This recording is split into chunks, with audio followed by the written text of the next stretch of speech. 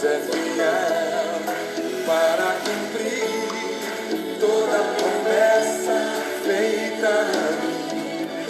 Deus é fiel, Deus é fiel. Declare isso para a tua vida. Eu não morrerei enquanto o Senhor não cumprir em mim todos os sonhos que Ele mesmo sonhou pra mim. Eu quero viver em santidade e adoração, pois é só dele, somente dele o meu coração. Eu não morrerei enquanto o Senhor. Eu não morrerei enquanto o Senhor não cumprir em mim todos os sonhos que Ele mesmo sonhou pra mim. Eu quero viver em santidade e adoração, pois é só dele, somente dele o meu coração.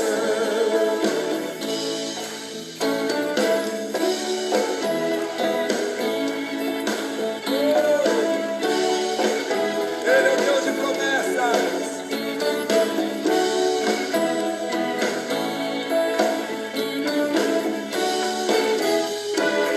Põe a mão no seu peito e diga: sim, Deus é fiel para cumprir toda palavra dita a mim.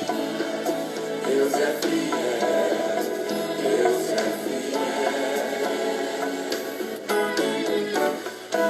Sim, Deus é fiel para cumprir toda promessa feita a mim.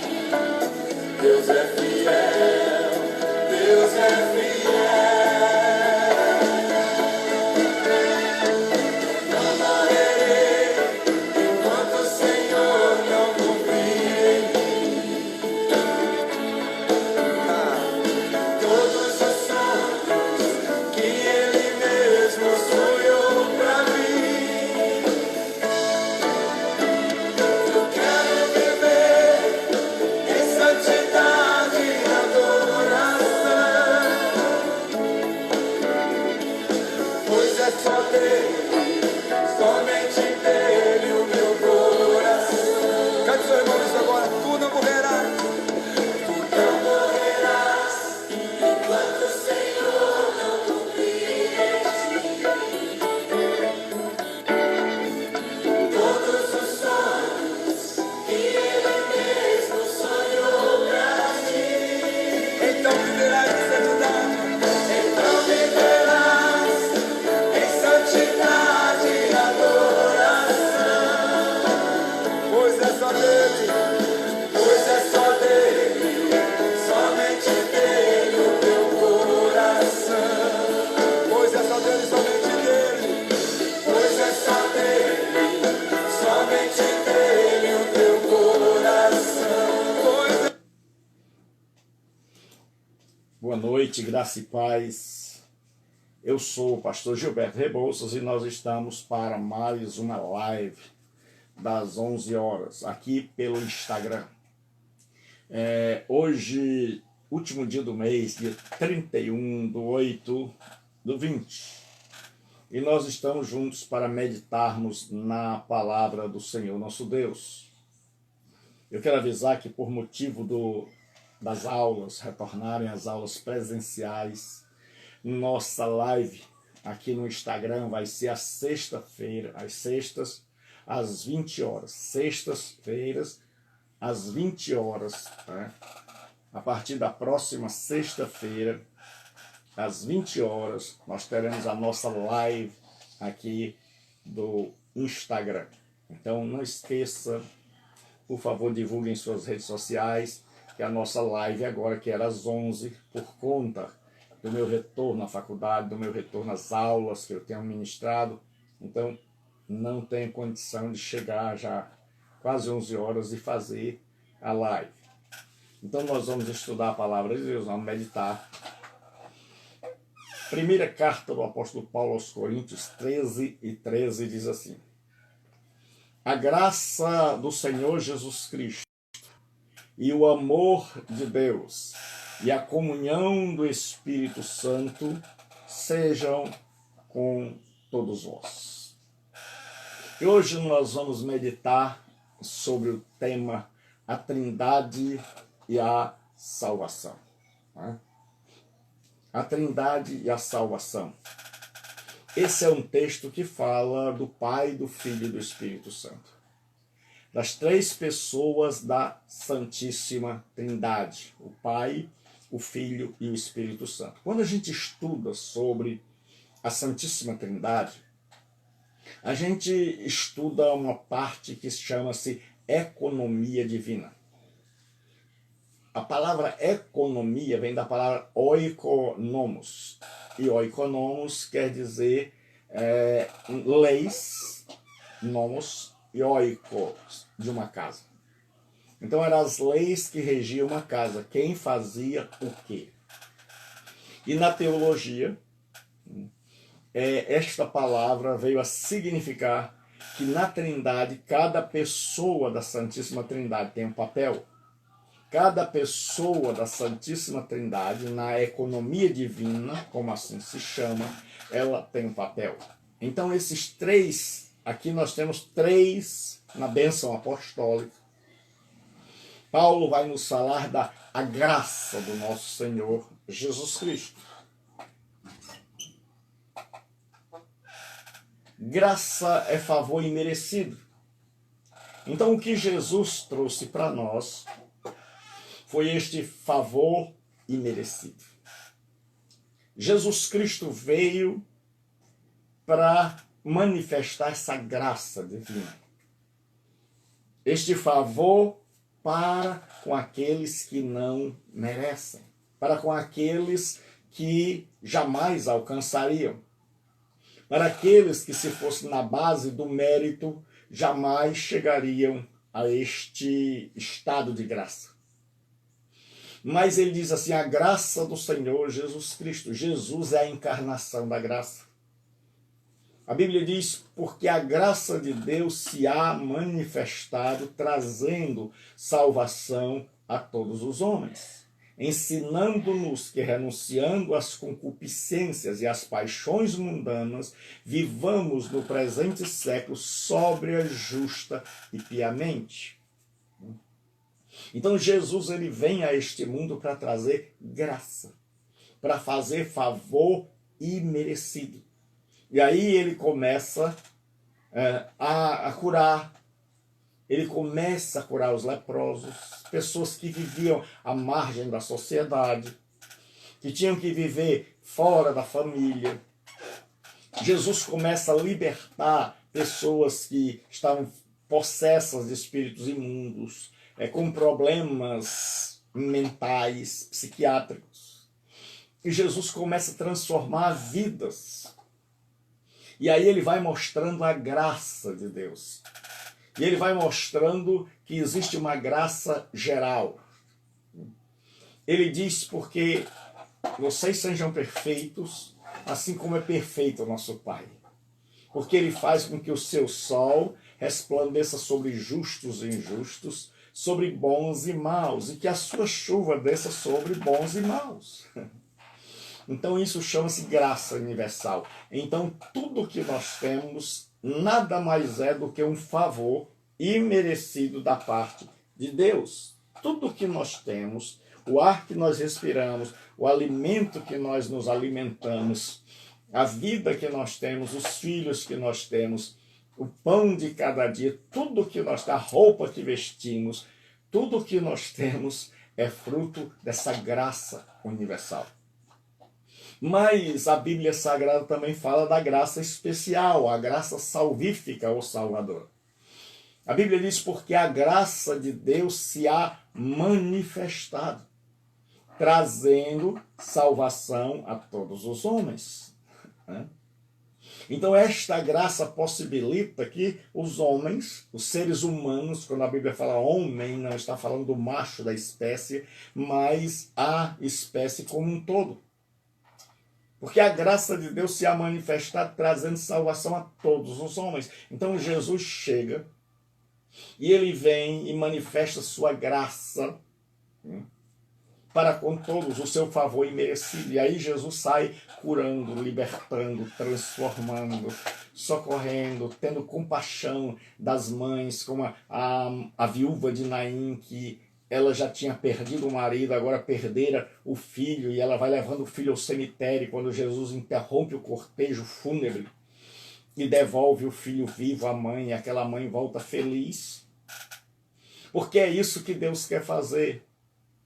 O que Deus deseja é interromper a minha dor, a sua dor, a dor da humanidade. O que Jesus deseja com a graça é dizer assim, olha, por graça, eu vim aqui para que vocês não terminem, para que a vida de vocês não termine numa tumba fria. Porque Jesus veio morrer na cruz do Calvário para que eu e você possamos passar além da morte, para que eu e você não possamos terminar e passar todos os dias da nossa vida como ossos se decompondo, como um ser que causa nojo, que tem que ser ou cremado ou enterrado, porque não dá para ficar, porque o fedor é enorme.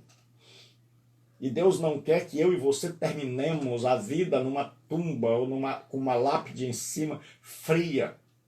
Porque Ele quer, Ele disse, eu vim para que vocês tenham vida e vida com abundância.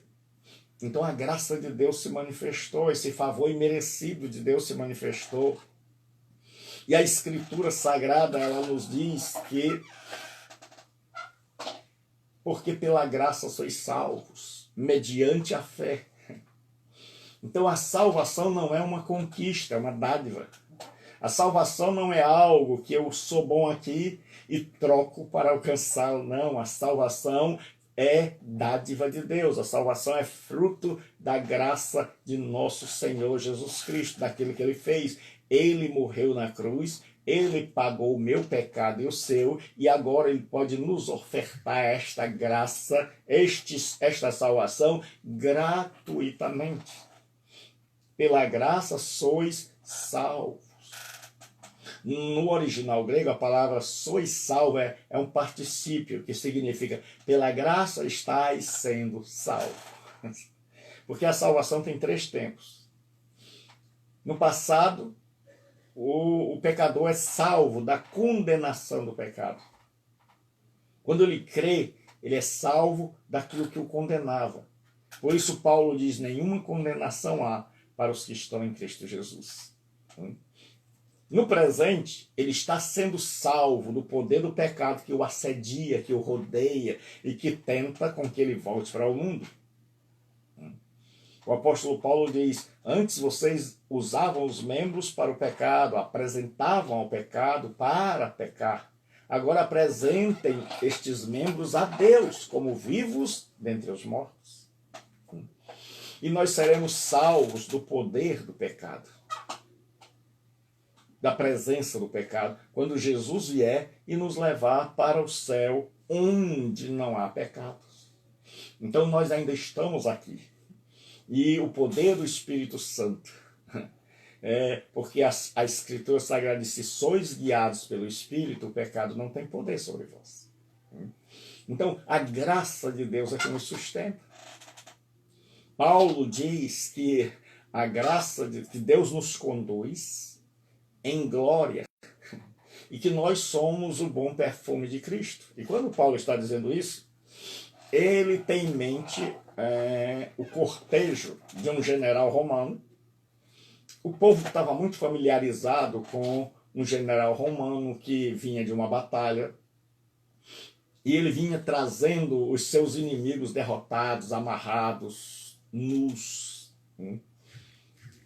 E aqueles que sobravam, eles amarravam e o general romano chegava, entrava nas ruas de Roma com a população eufórica e Aquele homem era jogado sobre ele perfume, era jogado coroas sobre ele. E ele ali estava conquistando o seu triunfo, então ele estava marchando pelas ruas de Roma. E até lá no templo estavam sendo oferecidos aos deuses perfumes para honrar a vitória daquele homem que vinha sendo conduzido em triunfo. E aí agora ele diz que aqueles homens que ele venceu, aqueles homens que estavam amarrados, sabiam que o futuro deles era a morte. Então o apóstolo Paulo diz assim, Deus nos conduz em triunfo. E nós somos o bom perfume de Cristo, quer nos que vivem, quer nos que morrem. Então ele está lembrando desse homem. E ele diz que Jesus é esse general conquistador que chega e que triunfa sobre o mal, e que triunfa sobre o diabo e sobre os seus demônios, e que nos liberta do cativeiro, e que nos liberta do mal, e que nos conquista não para nos matar, e que nos conquista para nos dar vida e vida em abundância. E tudo isso por graça. E tudo isso sem que eu e você tenhamos nenhum mérito. Porque a graça exclui o mérito.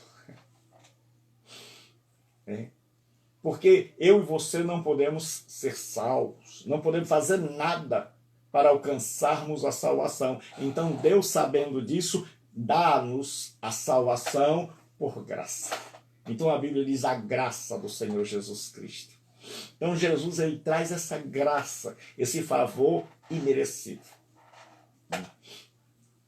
Mas aí a Bíblia diz, e o amor do Pai, e o amor de Deus. Tudo que Jesus Cristo veio fazer é fruto do grandioso amor de Deus. Deus, a Bíblia diz, porque Deus amou o mundo, a humanidade, de tal maneira que deu seu único filho, para que todo aquele que nele crê não pereça, mas tenha a vida eterna. Porque Deus amou o mundo.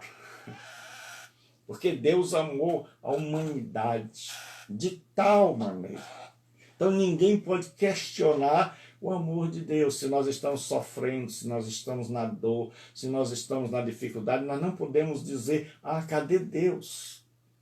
Porque não existe maior prova de amor do que a Bíblia Sagrada dizer que Deus amou o mundo de tal maneira que deu seu Filho único, para que todo aquele que nele crê não pereça, mas tenha a vida eterna. Então o amor de Deus é o amor que se doa. O amor de Deus é o amor que dá. O amor de Deus é diferente do nosso, que é um amor que só espera receber, que só espera usufruir. O amor de Deus é tão grande que ele deu seu único filho para morrer na cruz, para que todo aquele que nele crê, para que quem crê em Jesus Cristo não pereça.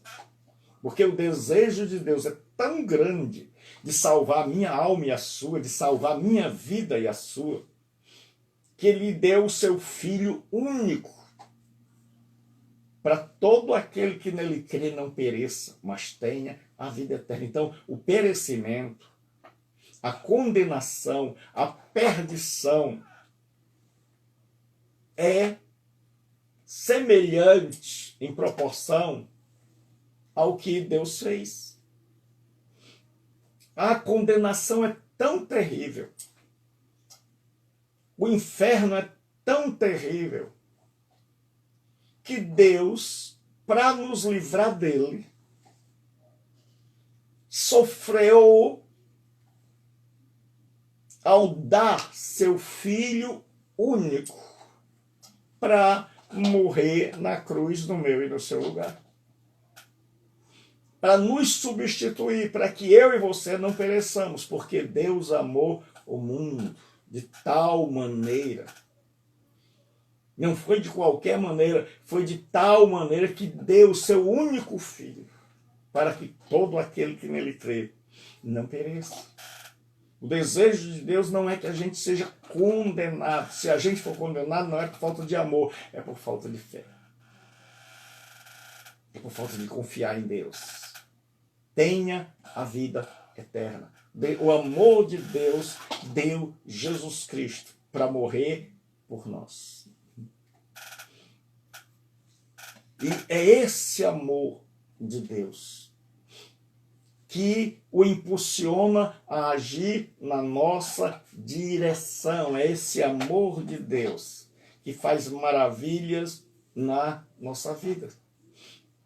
E esse amor de Deus, ele faz com que Deus mande com que os seus servos anunciem o evangelho a toda criatura.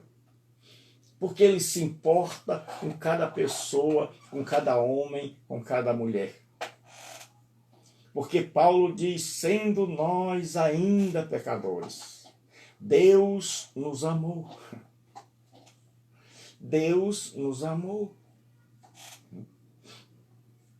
Porque Deus, mesmo quando viu a mim e a você lá na lama, lá no pecado, ele nos amava. Como um pai que vê o filho,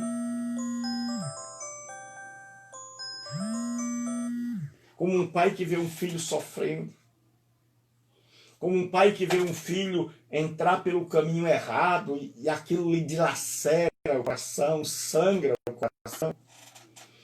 Assim, muitas vezes Deus fica ao ver que nós estamos andando por caminhos que não são os caminhos que ele queria. Ao ver que nós optamos por caminhos de destruição e não pelo caminho do seu amor. Ao ver que nós estamos alheios a ele, indiferentes a ele. Ao ver que nós não devolvemos o amor que ele nos dedica. Ao não percebermos que ele cuida de nós, mesmo com a nossa indiferença, que quantas vezes ele tem nos dado livramento, e quantas vezes ele tem estendido a mão sobre a nossa vida. E que alguém que tolera, que suporta, melhor dizendo, os maus feitos que eu e você fazemos, os pecados que nós cometemos, que não nos destrói, porque ele tem a esperança de que um dia eu e você mudemos. Porque por amor, ele espera. Porque o seu amor é tão grande que ele espera por mim e por você. Porque ele nos ama e eu e você amamos quem é bom, quem mudou para com a gente. Mas o apóstolo Paulo diz que Deus nos amou e ele ama você antes de você mudar. Ele ama a mim e a você porque ele é amor. João diz porque Deus é amor. E o apóstolo Paulo diz assim, e o amor de Deus. É esse amor que fez com que Jesus viesse ao mundo.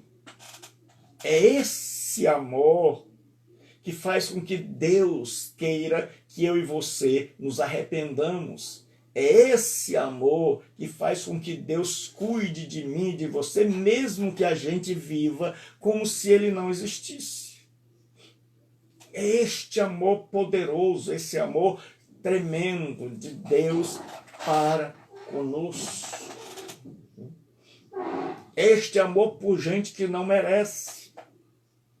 Por quê? Porque Deus é amor.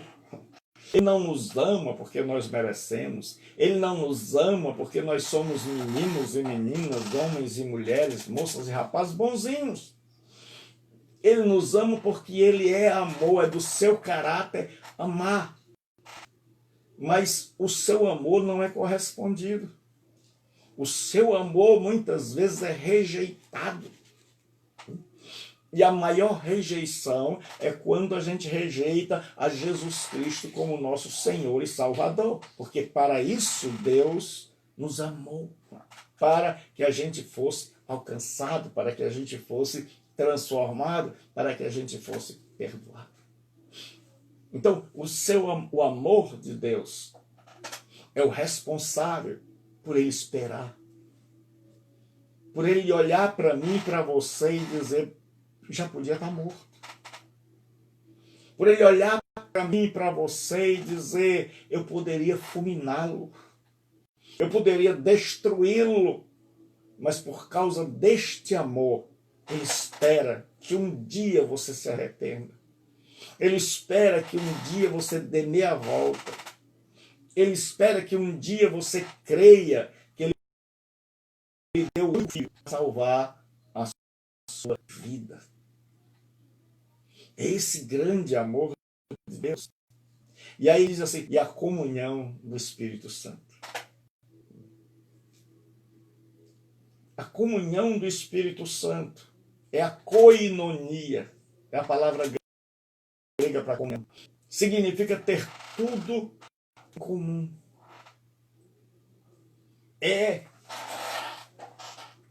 O papel do Espírito Santo é reatar a comunhão perdida.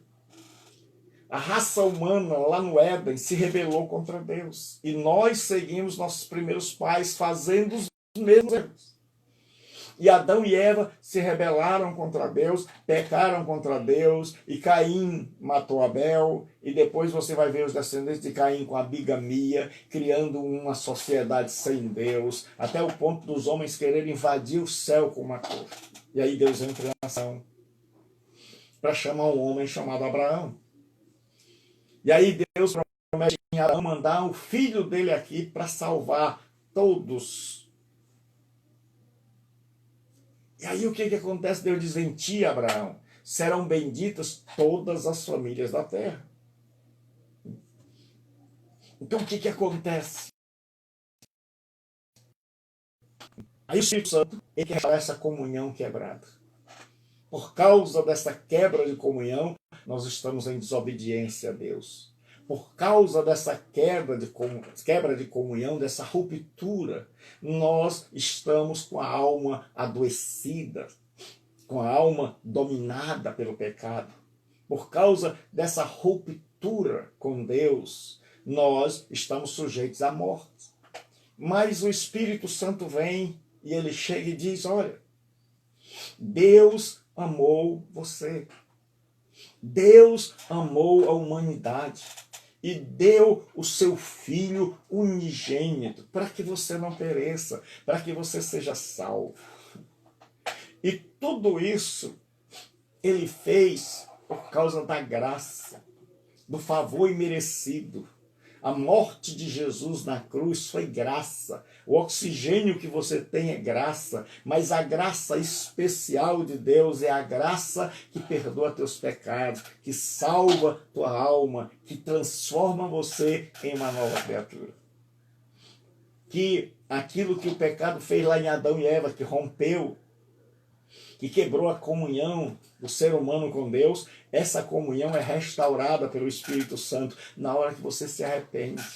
Você diz, pastor, eu não tenho condição de mudar de vida, eu já tentei. É claro, conheço, entendo isso. Ninguém, nenhum, mas quando você se converte, quando você descobre o amor de Deus por você, quando você descobre que o amor de Deus por você não é por merecimento, é porque Deus é amor. E quando você descobre que por amor ele abriu mão do seu Filho único, e esse Filho veio aqui e nos trouxe salvação gratuita, e nos trouxe graça, e nos trouxe favor imerecido, e morreu no meu e no seu lugar. Então o Espírito Santo chega quando eu e você nos arrependemos, quando eu e você cremos. O Espírito Santo reata essa comunhão. O Espírito Santo reata essa vida com Deus. E aí o Espírito Santo faz morada em nosso coração. E aí ele começa a agir de dentro para fora. Ele começa a libertar, ele começa a transformar, ele começa a mudar o caráter. E aquilo que nós não podemos fazer, passamos a poder. e a comunhão do Espírito Santo. Ele nos dá comunhão com o Pai, ele nos dá comunhão com o Filho. Ele tem comunhão conosco e ele nos dá comunhão com o próximo. E ele agora nos ajuda a viver uma nova vida. E o Espírito Santo restaura a comunhão, porque na queda nós rompemos com Deus, nós rompemos com o próximo, mas nós rompemos com nós mesmos.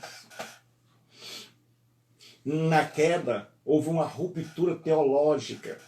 O que acontece? O homem rompeu com Deus, o homem deu as costas para Deus e toda a humanidade seguiu. Na queda houve uma ruptura social. O homem rompeu com a mulher. Agora ele diz, a mulher que tu me deste. A mulher diz, não, foi a cobra. Agora não há mais unidade social. Agora homem e mulher é cada um por si. Agora o homem é um ser que teme. Há uma ruptura psicológica. O homem agora é um ser culpado, que se sente culpado. Que Deus diz, Adão, e ele agora está no jardim escondido. E ele diz, eu ouvi tua voz e temi. E Deus diz, por que você temeu, Adão? O que aconteceu? E ele disse, eu estava nu. Então o homem agora descobre a maldade, descobre o temor. Agora a sua psique, a sua alma, o seu coração, as suas entranhas estão mudadas. Foram afetadas. Então tudo agora se rompe. O homem está separado de Deus, separado do seu próximo e da mais próxima, que era a esposa. Mas ele está rasgado também dentro. Dentro ele agora é dois. Ele tem um lado que quer fazer o bem e um lado que quer fazer o mal. Ele tem um lado que sonha com Deus, um outro lado que sonha com ele mesmo. E ele vive nesse dilema. E ele acaba não fazendo o que Deus quer. Mas aí quando vem a comunhão do Espírito Santo, o Espírito Santo de Jesus morreu por ti. Morreu no teu lugar.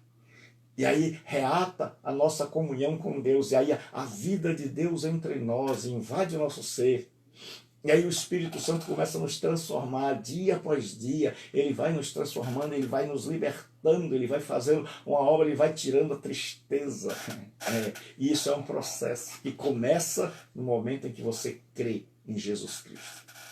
Então hoje, que a Santa Trindade, o Pai, o Filho e o Espírito Santo, o Pai, o Filho e o Espírito Santo, que esse Deus maravilhoso possa tocar em tua vida.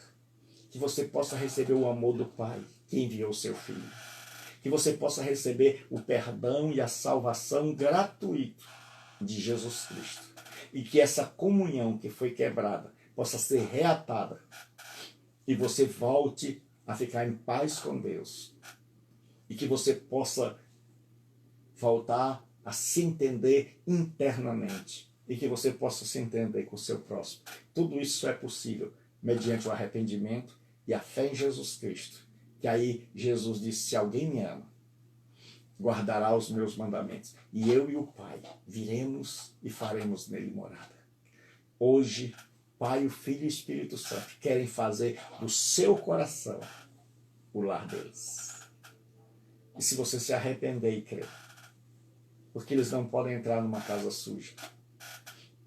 Antes de entrar, eles têm que limpar. Eles querem perdoar seus pecados. E a única coisa que Deus exige é que você se arrependa e tenha fé que Jesus morreu no seu lugar. Então, onde você estiver, arrependa-se dos seus pecados e creia que Jesus Cristo morreu. E receba a Santa Trindade no seu coração. O Pai, o Filho e o Espírito Santo. Receba, desfrute do amor de Deus. Desfrute desse favor imerecido de Jesus Cristo. E desfrute a comunhão proporcionada pelo Espírito Santo. Que Deus abençoe. Em nome de Jesus. Então, só lembrando a todos. A partir de agora, as nossas lives, devido ao meu trabalho na faculdade, só vai ser às sextas-feiras, às 20 horas. Então, avisando a todos, sexta-feira, às 20 horas, nós teremos a nossa live. Né? Uma live um pouco mais longa. Né? Então, todos vocês são meus convidados para sexta-feira. Não mais às 11, porque eu fico muito cansado. Mas às sextas-feiras, toda sexta às 20 horas, Por favor, compartilhe. Deus abençoe. Até sexta.